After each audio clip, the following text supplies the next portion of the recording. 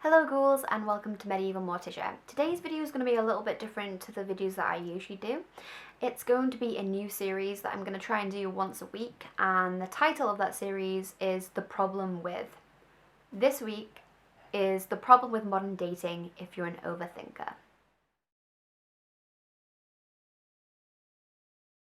Point number one, it's far too easy to know when you're being ignored. Technology is a wonderful thing, we all know this. Generally, we all use it on a very regular basis. But in terms of dating, I genuinely think it is the death of romance. One thing that really stresses me out, especially as an overthinker, and if you're like me, you're going to know exactly what I'm talking about, it's the knowledge that everyone, pretty much everyone, is jacked in. Like, I'm talking Buffy, iRobot, Eugene, / we're all plugged into the friggin' Matrix.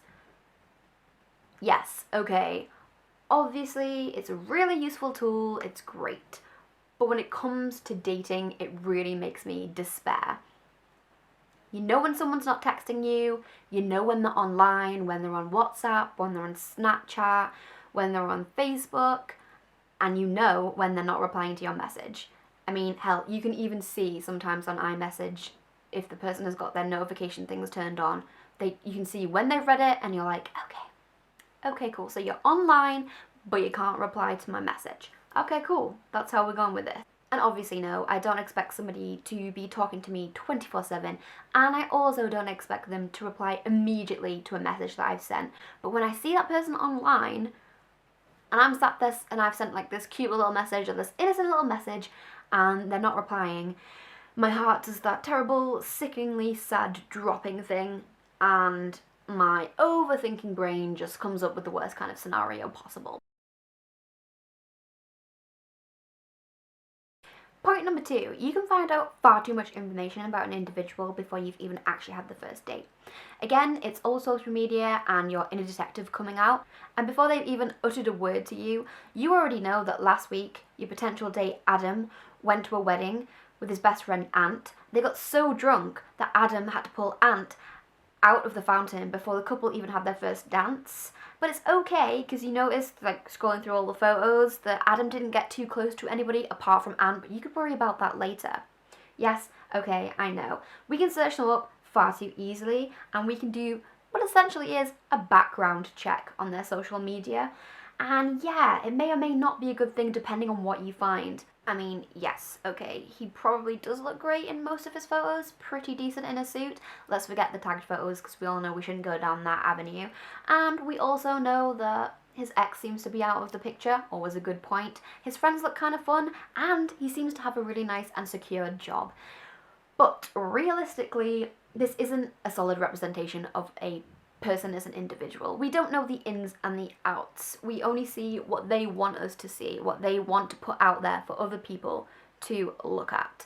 So we could be there like, oh yes, we've got all these wonderfully, perfectly molded pieces, but what we forget to do is actually put those pieces together, and then we can realize that there's a lot of stuff missing from the bigger picture. What I'm basically saying is, when was it a crime to get to know somebody on a one-to-one basis?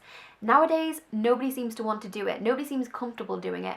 They're comfortable putting everything that they want to put on social media so that anybody in the world can see what they're doing, what they're saying, what photos they're taking, what food they're eating. Yeah, but when it comes down to a one-on-one interaction, that seems to be a no-no, and it really does confuse me. Number three, the dreaded ... of doom. If you're unfamiliar with the dreaded ... of doom, then count yourself lucky, because that is one stress-inducing little I have to say. For overthinkers, the concept of the ... is terrifying in and of itself, because it's a clear indication that somebody is going to make a reply to you, which in and of itself, for overthinkers, is always a bit like, ooh, oh my god, what are they going to say, what are they going to say? But then when you see the ... and then it disappears, it is 20 times more stressful than just seeing it initially. Like, it's ridiculous. I mean, as Cass says in Supernatural, I'll just wait here then. Number four, dating apps. It's not at all uncommon for people nowadays to meet via dating apps, via stuff that's online. It's incredibly common, but the stigma that's attached to it, some people can argue that it's waning, other people argue that it's not.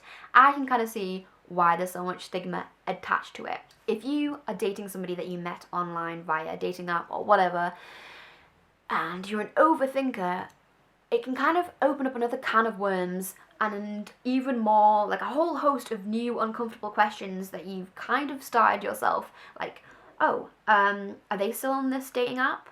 Should I still be on this dating app? Wait, have they just deleted it? Or have they just deactivated it for a while, see how things go? Oh no, wait, oh look, they're back on. Okay, they're online. Is this weird? Yeah, this is weird. Number 5, the oh, we're just talking thing slash what the hell are we? This one is stone cold kryptonite for overthinkers. What does oh, we're just talking even mean? Like, are we dating or are we just talking? And if we're just talking, does that mean that we're just having conversations here and there that are actually meaningless? I don't know, it could mean anything and it really drives me insane. I just want you to narrow it down for me. Like, I don't want you to draw me a diagram or anything. Like, I'm alright with that. But if you could just tell me what was going on, that would be awesome. That would be so great. We're both adults. I'm very capable of understanding what you're very capable of explaining to me. So if you could just let me know, that would be great. Number 6, you never know if you're actually on a date or not. Deciphering the difference between a platonic and a romantic intention is so insufferable nowadays. No one can make themselves clear enough anymore so that I can be like, okay, cool, we're getting married. So I turn up, I open the door, I'm in this dress. Oh no, oh, wait, you wanted to go go-karting. Okay, cool, this is awkward. Do you think that the shop will accept the garter back, or are there rules against returning those?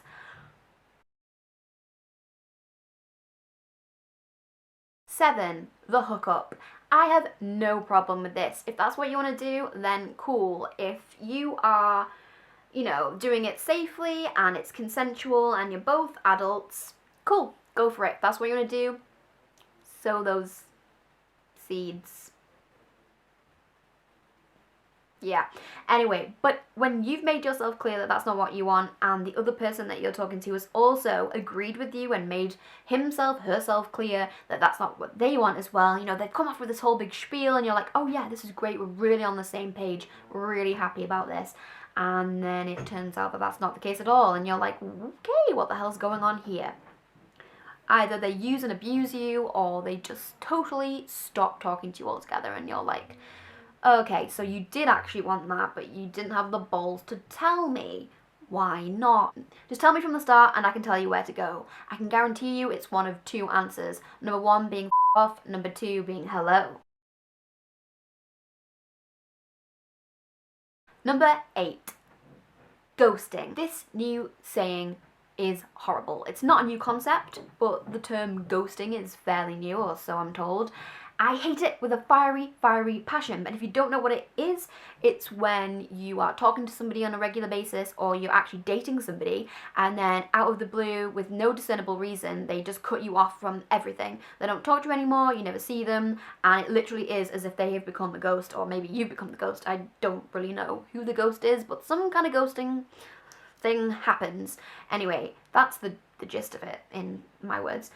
And if I find myself having to use that term to describe somebody's behaviour towards me, then you know that it's really bad, because it's just ridiculous. I don't see the problem with communication. Communication is key, it's actually very sexy, and for us overthinkers, we'll really like you for it. At the end of the day, we'll both know what's going on, and surely that's better than to just be like, okay, see you later, bye. Maybe, well, it's easier for that other person, definitely, but for the person that's left behind, especially if you're an overthinker, 20 times more so, you're just gonna be like, okay, so I'm just gonna think about this for the rest of time. Cool, thank you. At the end of the day, we'll both know what the hell's going on, and that's got to be a good thing, and you don't have to then slink off like a snake into the grass, and I don't have to crush you with my heel. It's pretty simple. So those 8 points are what I think are the problem with modern dating, especially if you are an overthinker. Let me know what you think the problem is with modern dating, or maybe you don't think there is a problem with modern dating. Maybe you really like it, maybe you're totally into all that stuff. If you are, let me know in the comments below, because I would really like to know. And make sure you like, comment and subscribe, and if you're feeling fancy, why not share it? Do all of those cool things that you social butterflies do, and I will see you later, ghouls.